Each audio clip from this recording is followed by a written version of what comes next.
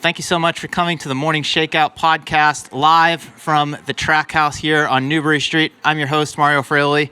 My guest for this special episode is the legendary Bill Rodgers. Bill, welcome so much to the show. Mario, great to join you this morning. Great to join all the runners here. And wishing you all smooth Boston, steady Boston. You know, it's going to be pretty good weather, I think. Pretty good. Yeah. And it's just great to be here. You know, the feeling of what this race is all about, and you know, some of the things that are happening this weekend, you know, like with Roberta Gibbs' sculpture unveiling, which happened a few days ago. And you know, my brother Charlie and I went to that, and because we knew Roberta way back, but she was a marathoner before I was, Mario. How many of you out in the audience are running on Monday? That's a good number, yeah. So we've got an engaged audience here. Yeah. Maybe I can get Bill to give us some advice, because I'm running as well, and I'll take, even though it's my fifth Boston, I'll take any tips that I can get. But this is a huge honor for me. When I started this podcast 5 years ago, you were in my list of like top 3 to 5 like pie in the sky guests, and I knew at some point that it would happen, and I couldn't think of a better place for it to happen than live in front of an audience here at the Trackhouse. So thank you so much for just taking the time to have this conversation with me. And where I want to start is, I mean, we're talking today on October 9th, and the Boston Marathon is on Monday, and that feels really weird to say because this is typically an April event. You have a huge history with the race. How does that feel to you, being just in the city here for the first ever fall Boston Marathon? Very upsetting. Yeah, very, very. It feels like I'm in Alice in Wonderland world. I feel like the world's upside down. But this is what COVID did to us. And so to me, it's like we have to fight COVID. You know, every step we can take. You know, last year when there was no racing, you know, I go out for my runs and have my mask and see someone coming along and put your mask up and do all that. It felt weird. We've never done this before. You know, it's been 100 years since this virus hit us way back, you know. And I had read a book about the tragedy of the virus hitting the U.S. and the world in 1917, 1918, you know, so I was like, well, this isn't going to happen again. It can't, but maybe it could, and it did, you know, but thank God that these brilliant scientists, I mean, these people are they're just true heroes, you know, and for the whole world, but, you know, it took everything down. It took all of us down, So this is like a rebirth type thing. We're all going through this, you know, and that's what I think marathoning always has this value, this power. It's global. It's all over the world, this sport, and that's what I love, you know. And I was very lucky when I was younger, you know, and after I was able to win Boston, then I started getting invited to other races, you know. But my first Boston was terrible. I dropped out. It was a hot day, and I didn't know how to pace myself. You know, today there's the knowledge of training. You can get the knowledge of training. There's so many good coaches today. And through your podcast and everything, Mario, I've read your podcast before and all this information, but I'm not too good with technology, you know, but I think we all learn from each other. But here in Boston, I was very lucky when I moved here in about 1971, I had quit running, because for me, running was running with your teammates. You know, your high school or college, cross country, or track, teammates. And I said, I'm done with that. You know, I'm just done with it, I guess, you know. And but then I was living with my old high school mile teammate, Jason Keogh. We lived right near the Boston Marathon finish line, half a mile away. I said, we'll go over and watch the marathon. We had our motorcycles. I had my cigarettes, you know. We all thought we were from Easy Rider or something, you know. Of course, we weren't. But to see the Boston Marathon, and my college roommate had won Boston. But this was Amby Burfoot. This is a really quiet, unassuming guy who is very internal. You know, his strength was internal, you know, sort of. And so he didn't even have his medal. He didn't even wear his medal back to college. And so I didn't understand the marathon. To really have a feeling for the marathon, I think you have to see it. You have to see the marathon. This is incredible. And then I saw some of the people I ran against in college. and I saw Jeff Galloway out there, John Vitale from the University of Connecticut, and so we all motivate each other, and that's why running keeps growing and growing, and I think it's going to keep growing, and I'm sure you feel the same way, Mario. We were talking earlier about your moving to California and everything, and I try to do the same thing. We want the easy weather. Bringing it back to Boston and being here right now in October, I mean, the last two editions of this race, the first one, 2020, was canceled altogether. 2021 is postponed to now. When those April dates passed, did you feel a bit of sadness not having the marathon happening on Patriots Day and not being in the city for race weekend? Of course. I work with the BA a little bit and try to do some virtual stuff and Zooms and everything, and I did that with other races. But I don't know. To me, it's like you have to be here. It's different, And there's nothing. We tried to kind of do what we could, and everyone did their part. Shakespeare said, "We're all actors on that stage," or whatever. This is the marathon stage, and it's just tough. It was brutal, and took down the Boston Marathon, and very sad. To me, the Boston Marathon is not just a race. It has these powerful meanings. It's about our health and how we live and all these things, that you write about, and that we know so much more than from the days of Bobby Gibb, who was alone but said, women should be out there too, or Clarence DeMar, who ran it back in 1912, and the doctors told him, "Oh, you shouldn't run anymore. You got a heart murmur." Of course, they were wrong. Came back and he won 7 Bostons, But I like the history of our sport and love meeting the runners from all over, and it's been a great opportunity, for me to travel and everything. But I like Tracksmith. It's got a unique feeling to it. It's not a mega store and everything. There are some mega stores, but I like the feel to it. I see a lot of people. I see Tommy Leonard up there.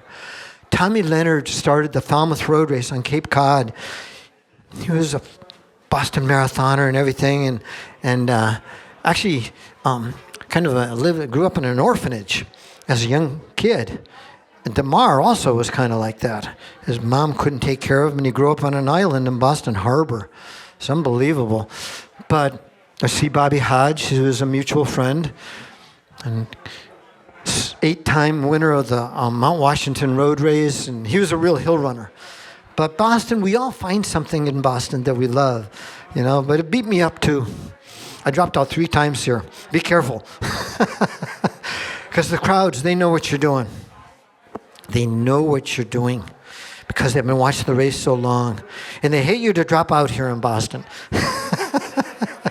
You have to run and hide behind the crowds, No, they'll try to push you back in. Well, they can also be the reason for you maybe dropping out because they get you so excited, you go out too fast, and then, speaking for myself, you end up in a hole 16 miles into the race, and then you got to find a way out of it. Absolutely But true. they keep you going. Yeah, they keep you going, and a lot of power to that. There is a connection. And I think a lot of people who watched the race over the years became marathoners, became runners. There's some great books.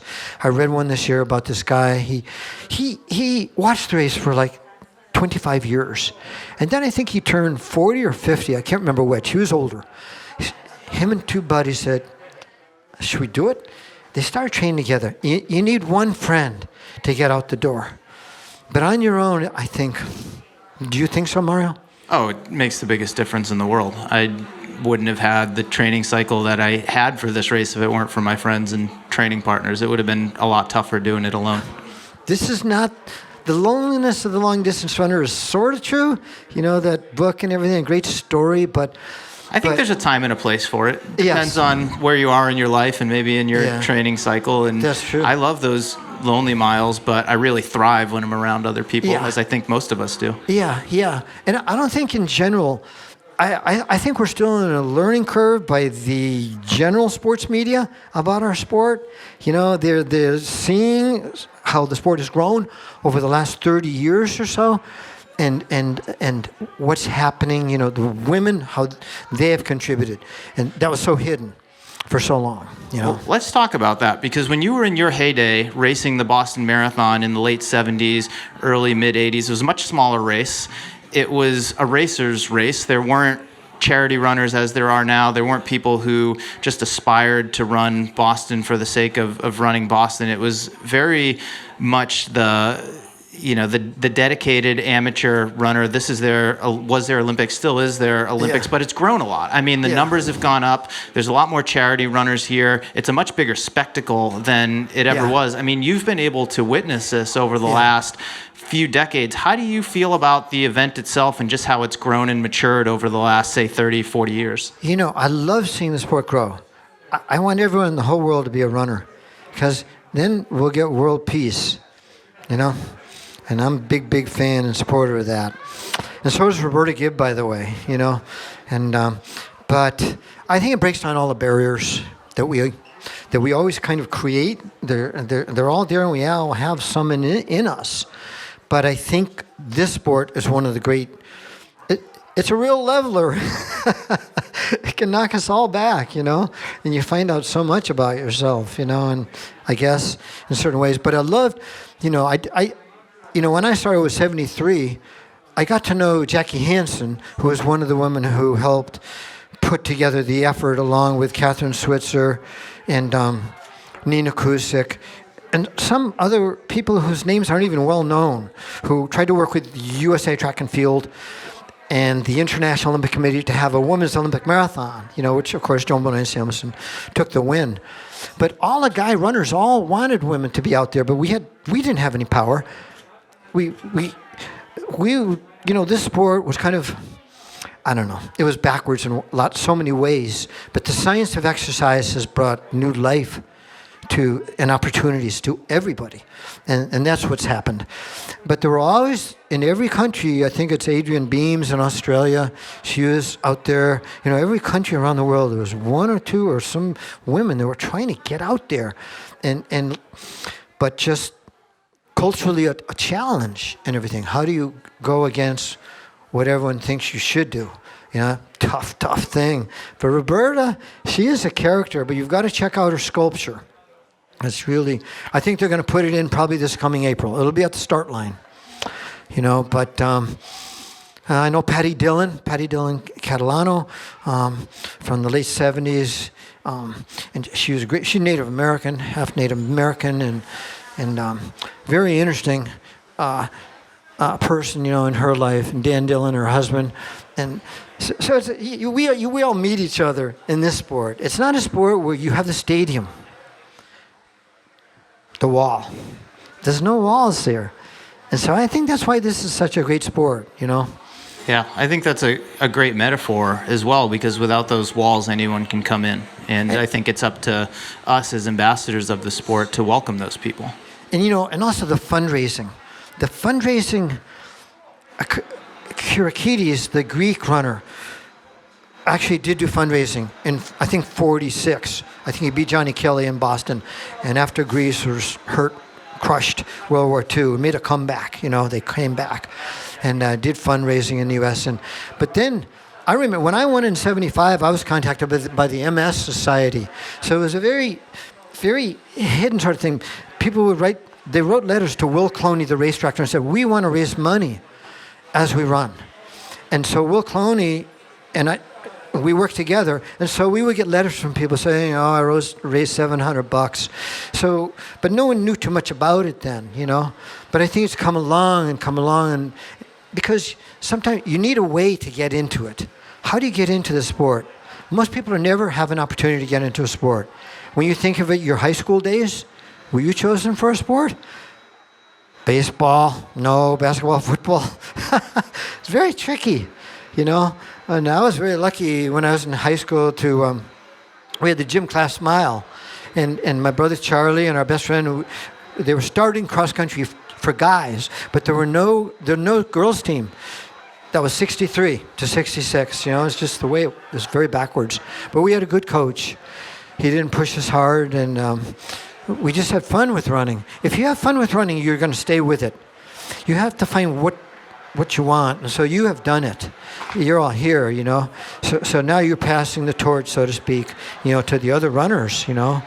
And it's just, I think that's it, passing the torch type thing. Going back to your first Boston as an athlete, you mentioned a little while ago how you dropped out. You didn't finish that race. What did you learn from that experience? I was crushed. I learned that... How old were you? I was 25 years old, and I had run with Amby Burford in a 30-kilometer race. In those days, in 73, you could qualify with a 30K or a 10-mile or something like that. And I came in third place in that race. I was making my comeback to running. You know, I joined the Boston Y. I started to work out and run. And but I didn't know how to pace myself coming down the big hill. And I didn't understand, no water on the course. That was the problem, Mario. And I was it a warm day? It was a warm day, probably 78 degrees, something like that. Okay. Like 10 miles, I hit the wall, and suddenly, yeah, I was starting to really feel it. And Amby had told me beforehand, take it easy, you know. So I made it to the top of Heartbreak, and I lived about 2 or 3 miles away, and I just walked home, you know. And then I quit running for about 3 months, tried to move to California like you did, because I figure I need to train where it's warm. You know, if you train where it's warm, then you'll be used to the heat, you know. And but I didn't know anyone in California, no job, not much money, my wife and I. And but it was a great way to see the country, drive across the country, and that was fantastic.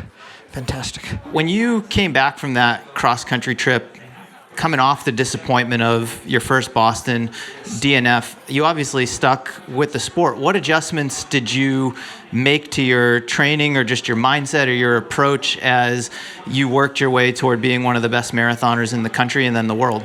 You know, what happened was I got back to running a little bit, moved back to Massachusetts. We moved to Massachusetts and moved to Jamaica Plain area, about 2 miles from here. And I ran for the BAA my first year, but there weren't too many runners. Didn't have a car, so it was hard to go to races, you know. So a new track club was being formed, the Greater Boston Track Club here in Boston. Coach Billy Squires, he was a miler for Notre Dame years ago, very good miler and everything. And the coach at Boston College, Jack McDonald, and Bob Seveny, interesting guy, formed the Greater Boston Track Club. And about 30 or 40 people who didn't want to quit running, we wanted to keep going, join this group, you know. And we, people like Bob Hodge and Vinnie Fleming and Greg Meyer, Pete Fissinger. Sadly, not too many women because it was still in the early days, women coming into the sport. There were some women runners, but Squires, he was a track guy, so he helped us integrate our track training. We could go to the Boston College track because Jack McDonald was a coach there. That's how we could run on a track and learn to pace yourself. That's the key. And that's a part of your puzzle, you know, how to add different paces to your training, just like the Kenyans do and the Finns did, you know, because everything was throwing in surges, you know, and I didn't understand that, but I learned that. And Squires, as you know, is a great coach. He's one of our country's great coaches, just like Meb's coach is one of the great coaches. Dina Castor's coach, what's that gentleman out in... Joe Vigil. Joe Vigil. Years ago. Yeah, I never met him, but I read Dina's book. It's a great book. And I don't know, for me, running, I was never really a person who was too good at anything else. You know, so running, I did pretty good in high school cross country. I wasn't a Craig version. I wasn't one of these national level people, but I did pretty good. And I ran together with Amby and Jeff Galloway in college. And these guys, I learned so much from them. So we all learn from each other. It's totally true. So the information that you pass on, you know, that's why the sport is booming. But also, I take my hat off to all these people, as we all may face health issues at one point. You never know, and I certainly did about 10 years ago.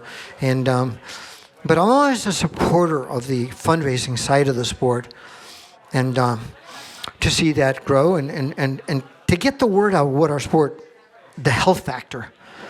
You know what I mean? Because a lot of people struggling. They're never going to run, or never get started in a sport like this, What was that first spark of inspiration for you after college, once you got back into running, that let you know you could be good at this? Well, in 74, my second Boston, I moved up to 14th place. But for about 15 or 18 miles, I was in 4th place. I was trying to compete better. Neil Cusack from Ireland won that day, and he was a national cross-country champion. But I didn't know these guys. I'm just trying to hang with them. I was running with a buddy, a guy I knew from University of Connecticut. And on Heartbreak Hill, I got cramps on the side of the road. And my friend John Vitale, who was a rival in college, but we knew each other. He said, "Bill, come on, get back in, And I spent a few minutes on the side of the road. I jumped back in. But I got under 2 hours and 20 minutes. So every time you make a breakthrough, and it just comes to all of us, but it could take some months. And that I didn't really understand then, we don't. And if you read Dina's book too, you can see how she progressed, And she was a great talent. Talent is an interesting question. What is it really? It means, can you avoid injuries? It means, can you back off? And when you get crushed, will you come back? I didn't like that part. I think it's a lot of different things. But Dina ultimately found that, and I think that's how she won an Olympic silver medal. It's not maybe a physical thing, but it's a mental thing. When you see a lot of these athletes, a lot of you are here because you had that wherewithal. And maybe you got beat up, because we all get beat up in this sport. It's part of it. It's like a rite of passage. It's just part of it. But it's okay, it's good. I want to talk about talent a little more, because as you just alluded to, it can take a lot of different forms depending on who you are. Yes. And where you are in your athletic journey. What was your biggest talent, you think, as an athlete? I think that I don't really know. I think that I think I was more a 15-miler than a marathoner. I liked it, but none of us really like the marathon. Is there anyone here who likes it? Well, you might like it. You like it if you have a good day. We like it then. But it's tough. It's hard to get those good days, to put them together. I've got a friend, he's doing his 25th Boston, but he's a very wired dude. He's 61 years old. He just had a hernia thing happen about 3 weeks ago. And he's triathlete type and all, but he's going to do it, But I'm telling him his name's Zeus. Hey, Zeus, I said, Zeus, you got to back off. Do Jeff Galloway's run. You got to get there. Don't go out, So you always got to assess yourself. And it's hard to do because we're competitive. There's the camaraderie side and the competitive side, I think. But your talent, I think for me, is that I loved running.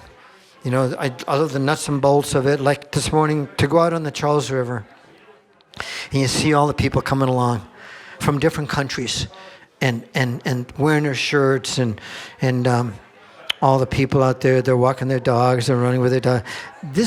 We live the best lives possible, I think. I don't know. I just think no one lives as good as runners do, even though we. The crazy thing about the days of DeMar and even Kelly was, I don't think the media really understood the sport. Now more of them do. A lot of them are runners. You know what I mean? And so the sport, because so many people are out there over the last 30 years, you changed the sport, really. Because when people see you, once I was at a clinic, I think it was Joan Benoit Samuelson said something like, we all inspire each other. And when you are out there running, people see you. And that's why I think Boston grew, and so old, 1897. So I think that's totally true. Absolutely true, Because not everyone can get out there and take part. Can you get out there with Tiger Woods and play golf, or Phil Mickelson or something, or play basketball with the great basketball players? This sport, the door is open. It's your willpower and your luck. There is luck if you find it. Because one thing I always say, Mario, and I wonder what you think. The greatest athletes are sitting at home because they never got a chance to be in a sport. Most people don't do any activity, no sport. They never had a chance. So we're lucky. We're the lucky ones, Sometimes we don't feel that way, though. I mean, I think that's absolutely true. And I mean, I think it goes for kids who are sitting at home, maybe playing video games, who have just never been introduced to these opportunities that they could take advantage of and see what's possible for themselves. But I even see it in athletes that I coach. I've got a number of masters athletes who didn't find running until they got into their 40s and 50s. Yeah. And they're running times that many 20-year-olds would be very jealous of. And you wonder what would have happened to these folks if they had found running in their teens. Like, someone could have been the next Bill Rodgers, for example. I mean, seriously, I mean, you've been running since high school. So it's like if they had that opportunity and they'd stuck with it. Absolutely true. They could have been, potentially a world beater. But who knows? I mean, if their life hadn't played out the way that it had, they may not have found running later in life, because oftentimes they do for health reasons, for social reasons, to combat something else that they've got going on. So, I mean, it's an interesting thing to think about and discuss. Yes, how do we get more people out there? Everyone plays a role, But I also think, I totally think our doctors are leaders. They're our leaders. We need to have a healthcare system that shifts gears and recognizes this. We got to recognize it, because millions and millions and millions of people would benefit, and that's true all over the world. But that's why I think our sport is global. I think it can be bigger and better. Sometimes I met some amazing stories. I've met people who lost 100 pounds through running. I was running with this big tall guy, and this is like 15 years ago. I was a little quicker. This big tall guy, we're running 7-something pace or whatever. And he told me, I lost 100 pounds last. This guy is, it's an incredible story, Then I met a woman at a race, and she had lung removed. And she's running a half marathon or marathon. I'm an ex-smoker. Are there any other ex-smokers here? That is great. I love ex-smokers. Because, we're able to quit with running. But most people don't have that. You know what I'm saying to you. Then it's because that's a drug. That's powerful stuff. I was running on the Charles River last year. I don't know what I was doing here in Boston, but I love to run on the Charles. It's beautiful. And I come along, and I always go over by the river on the grass, and there's a young guy sitting there, and sure enough, he has a needle, and I ran by him, and then I got to go back. So I just walked back to him. He's like 22 years old or something, I was kind of like that a little myself, but I'm not going to take any drugs. Maybe a little marijuana or something, but but he was with a needle, and I just came back and I said, this is better. This is better. And I know there is a big group here in Boston that runs and trying to beat drug addiction. Tough stuff, because it's all up here, And so when you're out there, those people see you. That's what Joan said, and it's totally true.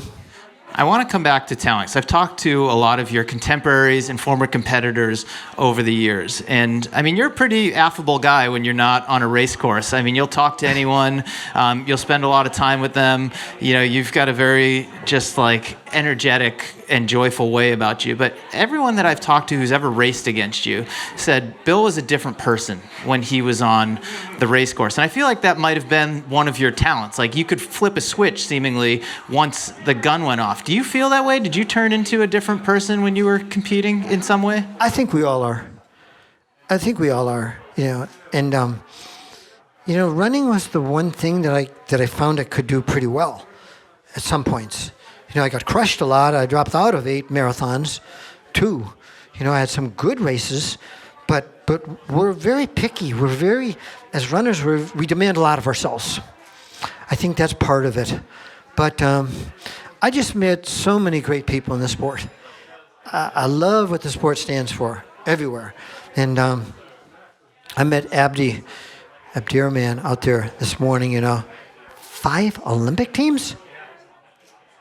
My jaw dropped. He was running with Karui, the Kenyan guy, who's like, he runs like, he's got this stride, but I can just tell up here, I can tell how he thinks, but I think, I don't know, sometimes it depends. Sometimes I've been in races. I was racing Frank Shorter years ago. This is back in 1975. It's the Wayback Machine. And Frank was the guy we were all trying to beat or catch up to, He was an Olympic gold medalist and changed the sport forever. And we're good friends and everything. But I still wanted to beat him or catch him or compete with him. And I did do this with him down in Racine, Virginia. And we ran the whole way. I caught up to him.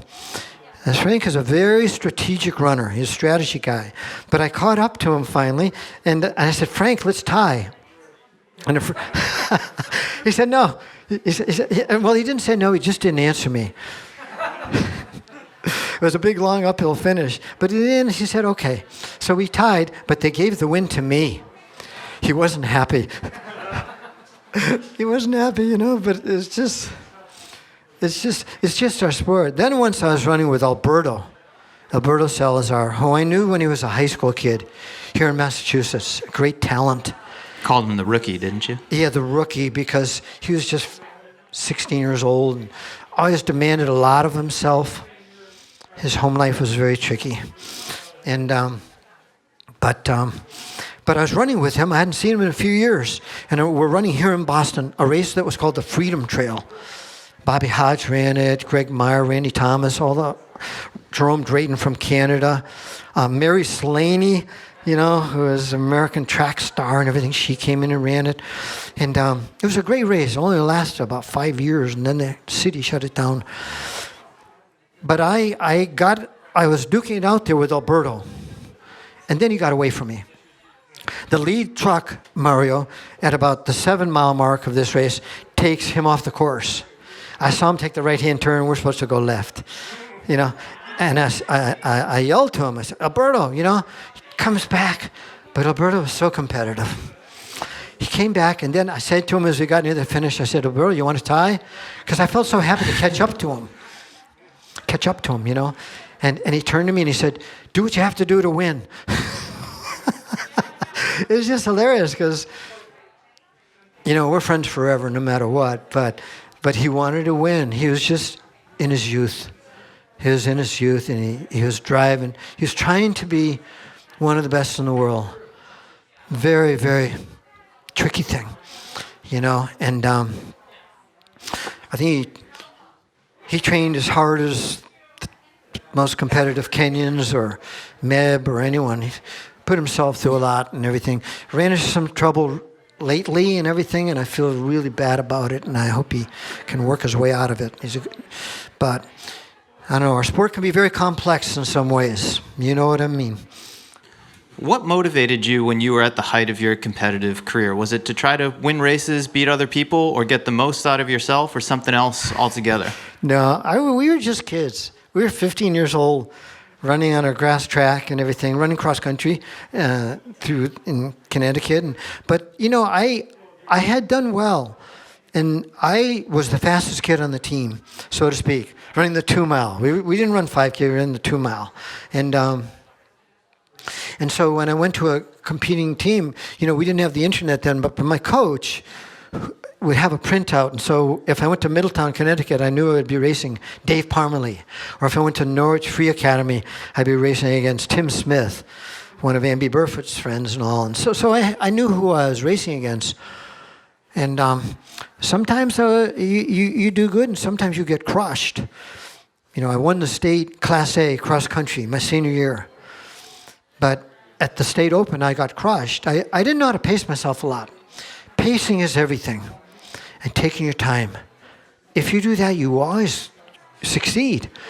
But I was a little too crazed, But how would you think about that when you were marathoning? I mean, you didn't have GPS watches back then. There weren't even mile markers on the course. No. So when you were racing Boston, for example, or New York, would you think about kind of fun that way? Would you think about pacing yourself, or would you say, "Hey, I'm going to run a certain effort to, mile 60, and then I'm going to take off, or I'm going to try to hammer guys early"? Like, how did you think about that from a competitive standpoint? I call it running within yourself.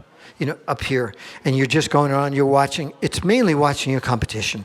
Who are you racing against? I was running against my friend Tom Fleming. Frank came in and ran 78. Toshihiko Seiko was we were rivals, and I raced in Japan, and he came to Boston. He was very, very smart runner, very smart and very well trained. He didn't have too many errors in his career, So you would look for someone you could run with, and always tuck in behind and draft. If you watch the top runners, they always draft. And one story I heard once was some coach told his runners, always wait for 30K.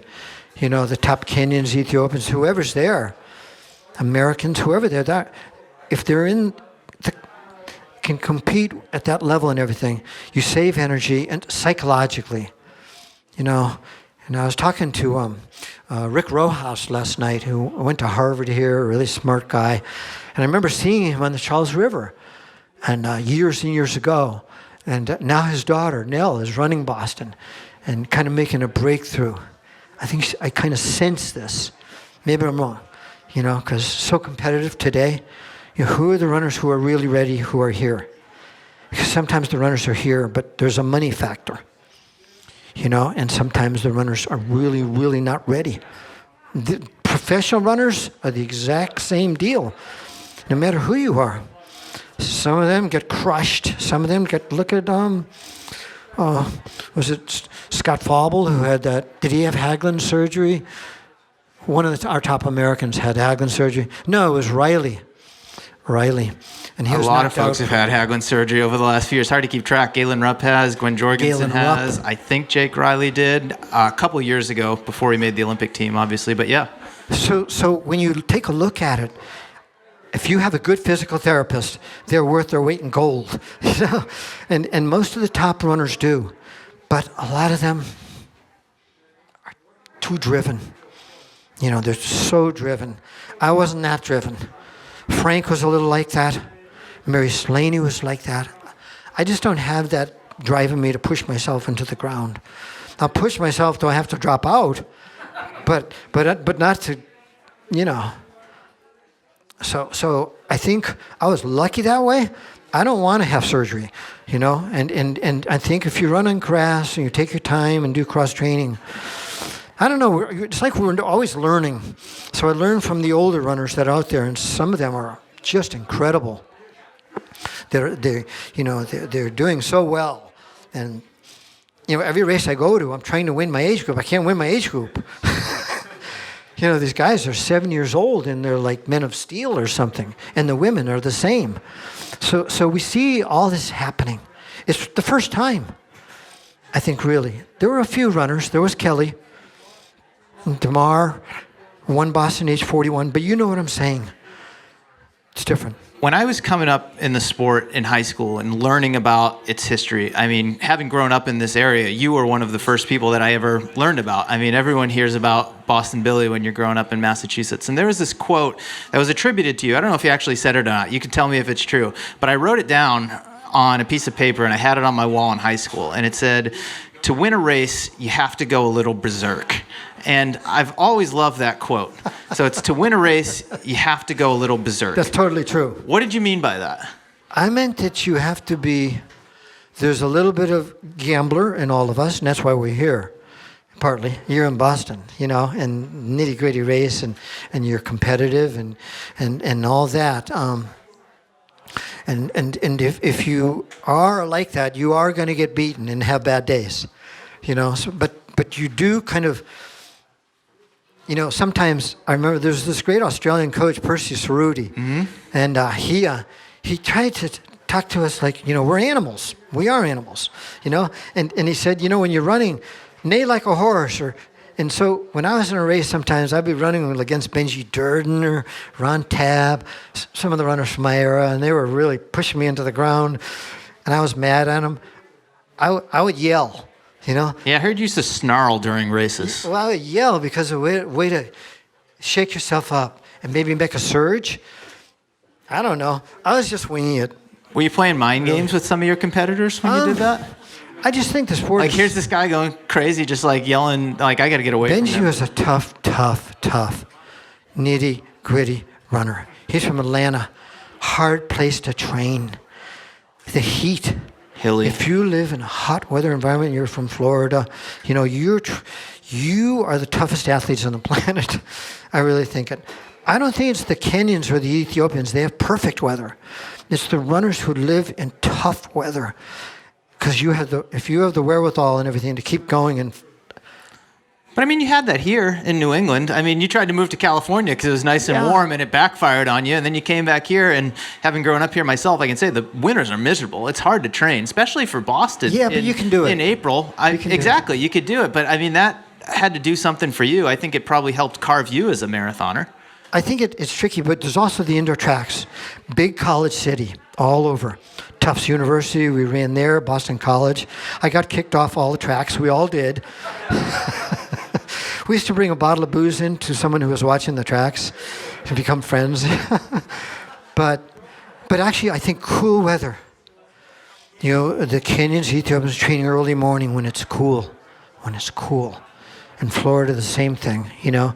And so I wait now, you know, living in here, Mario, I'll wait till like 11 a.m. until it's 34 degrees instead of 17 because it's easier on your body. Everything is recovery. And, but I don't know, I think it's a great place to train here in New England. A lot of top runners have come from New England. Now it's all changing, but I don't know. It's a tricky thing. We have a captive audience here. Most everyone in this room is racing on Monday, including myself. Give us some advice. How did you think about racing the Boston course? When it went well for you, how did you spread yourself out over that 26.2 mile route from Hopkinton to Boston? You know, once I really had gotten more ready, my third year running Boston, then I knew the course. We were lucky we lived here.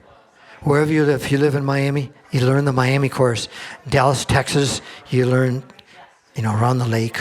You know, Houston, another great marathon. LA, they're all great races. You know, we have a lot of great races, and they all have their challenges. You know, Boston, of course, way downhill, and that nailed me 2 years in a row. But my third year, if you watch it and you watch yourself, if you wait till the hills, you know, you get to the Newton Hills.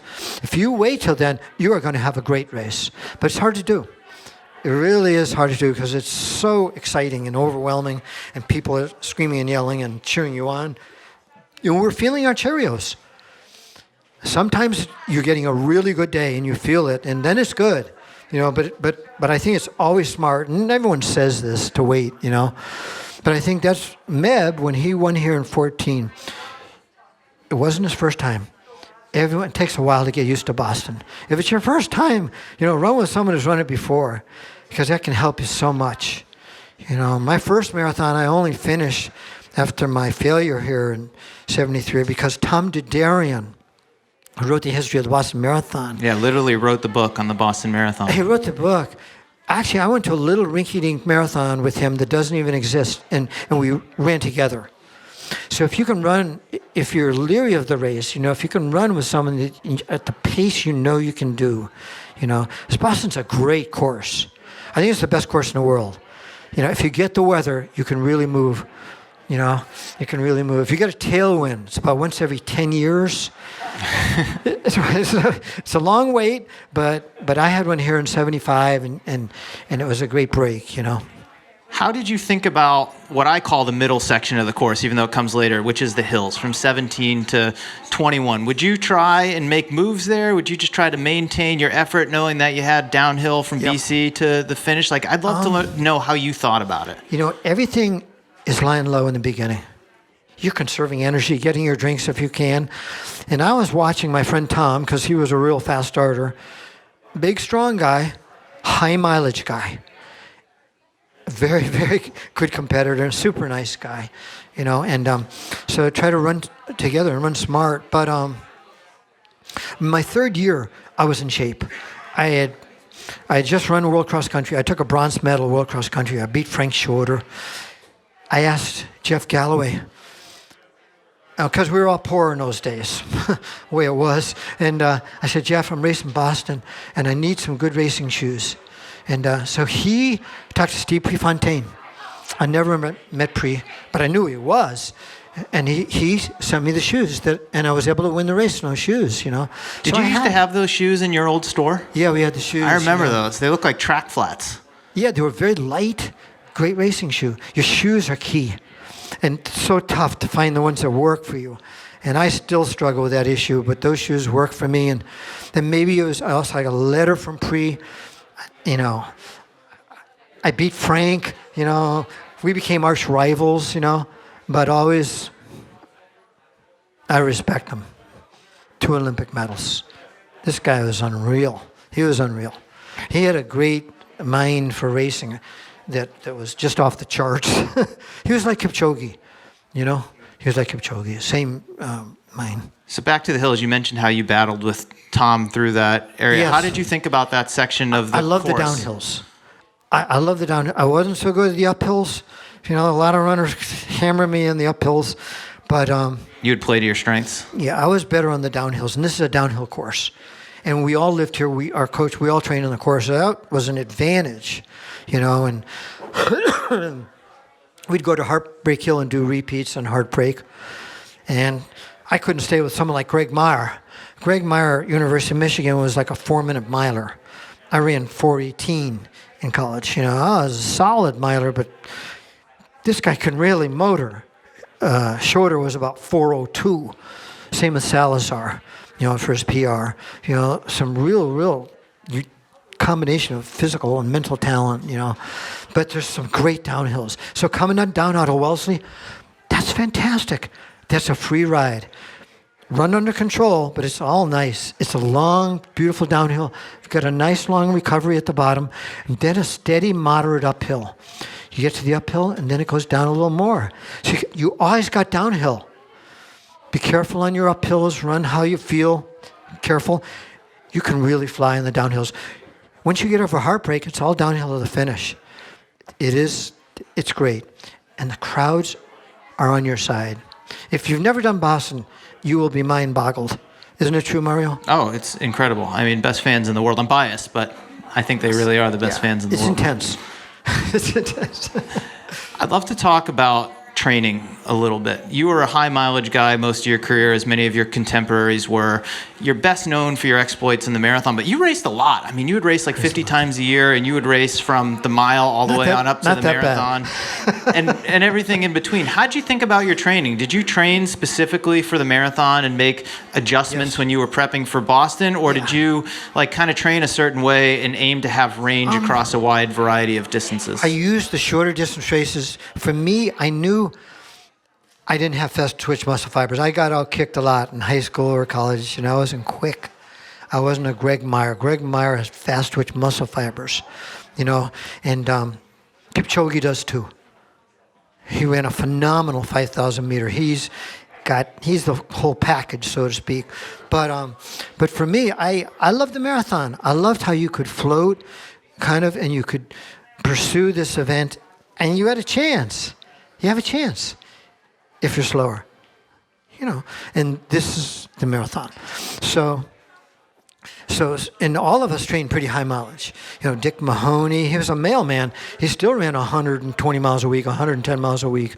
So Coach Squires, we would add a bit of speed, but we didn't go crazy with the speed. Everything is avoiding injuries, and we did have a chance to go to some of the indoor tracks and everything. But I would use races like the Cherry Blossom 10 mile, 2 weeks before Boston. That's a great tune-up, nice and flat, and you run harder. Then when you get to Boston, it feels slow.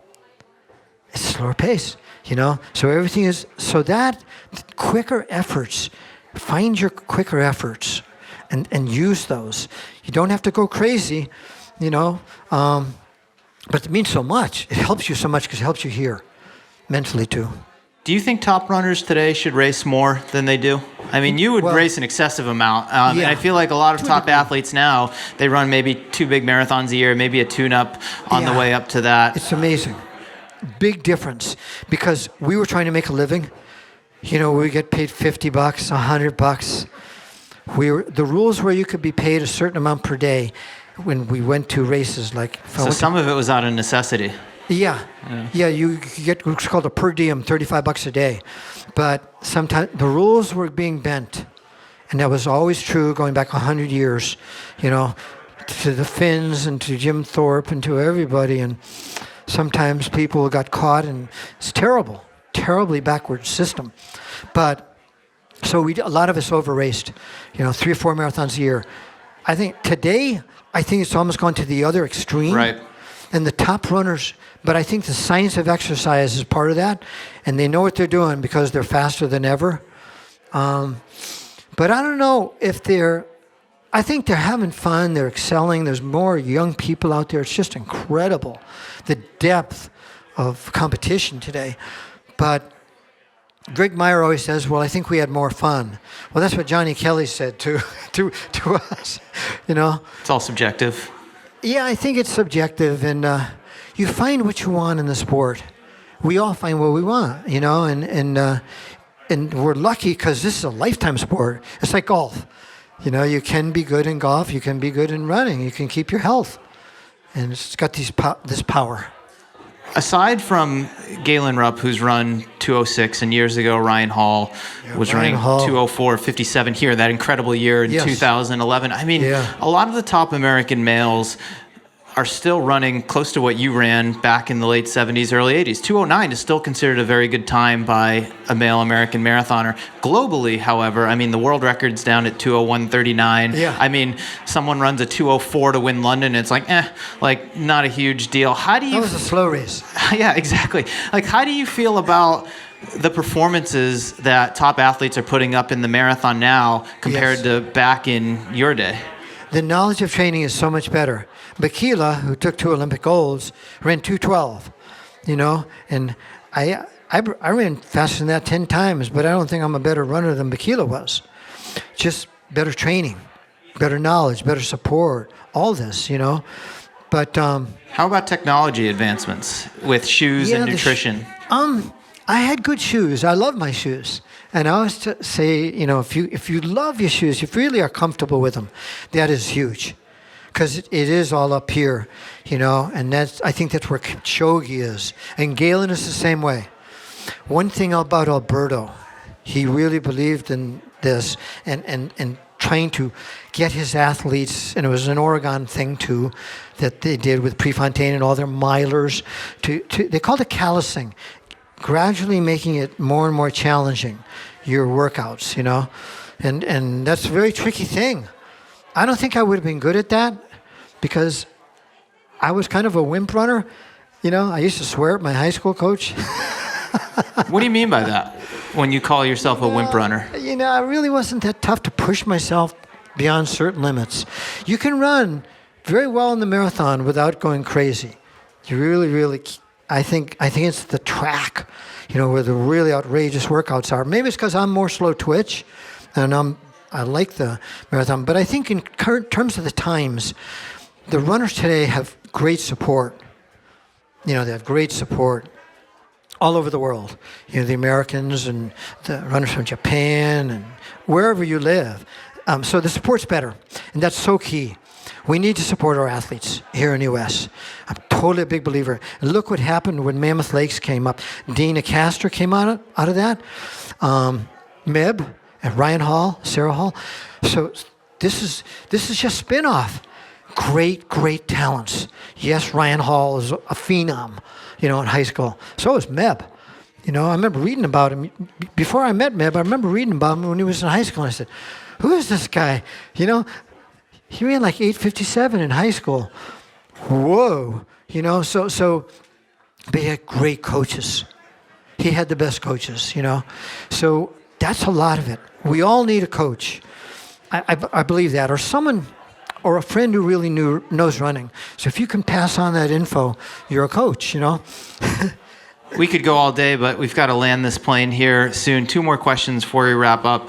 The first one is, how has your relationship to running evolved over the course of your lifetime? You've been at it, I mean, there have been breaks here and there for various reasons, but you've been at it for over 50 years, and you've done it all from being that excited high school kid to being part of a college program, getting back into running so you could quit smoking, to being one of the best athletes in the world, to the natural process of aging and slowing down and not being as competitive as you once were. I'd love to just hear more about it from you directly. Like, how has that relationship with this sport, this lifestyle evolved over the course of your lifetime? I was always with, my brother's still a runner too. He's a year older than me. We're slowed way down, He's 74, I'm 73. 70 was, to me, it's like Star Trek, the final frontier. But there's people older. There's people who are 80 years old who run here. I mean, they're tough. Whoa. But I love the exploring. We're all explorers, really. That's what we're doing. But sometimes it's a little depressing. I don't want to say depressing, but disheartening or frustrating. But on the other hand, I'm so happy I can still be out there, and be out there on the Charles and see everyone out there running. I'm glad I'm here. What's disheartening? The fact that you're slowing down, or that you've slowed down over the years? Yeah. I think that, and sometimes I have one foot that's really weak. All my years facing the cars, I can't push off good. My left foot, and I can't race as good. I ran the DeMar half marathon in New Hampshire 2 weeks ago, and I met this guy at the starting line, and he was 73, same as me, and we started talking, and he had run with Amby Burfoot 3 years ago, and Amby had a great race there. I thought, I can't run that fast, But so this guy took off. I was running with my partner, Karen. We ran together 4 miles, and then I started to pick it up. Anyway, I caught this guy. I had met at the start. I caught him at about 12 miles, 12 and a half, 12. We're getting close. And he's walking, and I'm whipped too. I made a poor choice in my shoes, and I hadn't run that far, 13 miles, And I came up to him, Mario, and I said, I don't remember his name. I remember it now, but I forgot. I just came up to him, put my hand on his shoulder, and I said, let's run in. Because there's camaraderie, too. We duke it out, but we also have camaraderie, So I said, let's run in together. And he kind of gathered himself and said, okay. But as we got close to the start, he pulled away from me. Playing mind games with you. And he was literally staggering. He had this kind of ability to really gut it out. I don't. I kind of was pushing, and I tried to stay close. But I do have an end to the story that's kind of interesting. Well, he started about 8 seconds ahead of me, so I beat him by the clock by 2 seconds. But the real story is there's another guy who was 3 minutes ahead of us. That's the way it goes, Mario. Do you still have that same excited explorer mentality now at 73 as you did when you first got into the sport? I do, because, I run with my friends. I run with Karen, my partner Karen. She's about 64 years old. She got into running older, but she's a good runner. She's very solid. And we have fun with running, with the sport, Look for the great places, in our neighborhood to run. We run in this reserve, or we go to Walden Pond, try to run on the grass, I think that's key. The success of the Kenyans, the Ethiopians, the Mammoth Lakes, run on dirt and grass, because then your legs get stronger. And I always liked running on grass to a degree, unless I had to really work hard and it's uneven. Then you got to watch it, But I still love the sport. And I'll be cheering for them. When I saw Desi come in, that brutal day, and Yuki come in, I had to go outside. I could only stay out there about 10 minutes. How they stayed out there, those athletes were the toughest ones of all. They're the most, I don't know how they did it, mentally. I never would have made it. But they had whatever it takes. In the Finns, they call it sisu. We call it heart here in the U.S., And Desi had it, and it was off the charts, What a day. A brutal day. Kind of tough, sad. last bit before we wrap this one. Where will you be during the race on Monday? I will be. I always love watching the runners come in. I don't even know if they have the bleachers, Mario. I don't know either. I know because I've been near there, but I like to watch it. I'll be cheering for them, and I have two buddies that are running. And I'm the guy that gives their gear to be picked up later and everything. Later we'll have a beer and we'll run together this winter. And. But I just take my hat off to all of you. Take your time out there. If it's your first Boston, really take your time. Don't do what I did, and because you get caught up in it. It's like I don't know. There's really no words to describe the Boston Marathon. There's a million words. Well, we'll end it on this. How do you feel now when you're watching the race? I mean, it's been 2+ years since the last time this has happened. But what are you experiencing when you're watching the race from wherever it is that you are? I love all the history of this sport, and last night I met some of the Greeks who are here, the Greek consul, given the laurel wreaths. Excuse me, finding a little cold. And that's incredible. I've been to Greece. I went over there with Alberto in '82, and they did a documentary about the marathon. And we went to the plain of Marathon and saw the burial mound where the Greeks fought. I don't know if it was against Sparta or the Persians. It was war, tough stuff. There's an actual burial mound there, and it's unbelievable. We met a Greek historian. Alberto didn't like him because he was kind of a socialist. And Alberto's very staunch. He's an interesting guy. And but this historian was an interesting guy. He said it would not be the modern day course from 1896, the 26 miles. Phidippides would have come over the hills from the plain of Marathon, and Alberto and I ran some of that. It would have been about 15 miles. So we're running 10 miles too far. It's totally crazy, but there's so much history to our sport, and we're all part of it. And you qualified somewhere, or you're raising money, so you're part of it in this huge way. But, man, you're going to be cheered big time here in Boston. And I hope you come back. You will. If you run it once, you usually come back. Well, Bill, this has been an honor of a lifetime. Mario. Thank you so much for coming on the Morning Shakeout podcast. And thank you all so much for coming out and watching today. Tracksmith.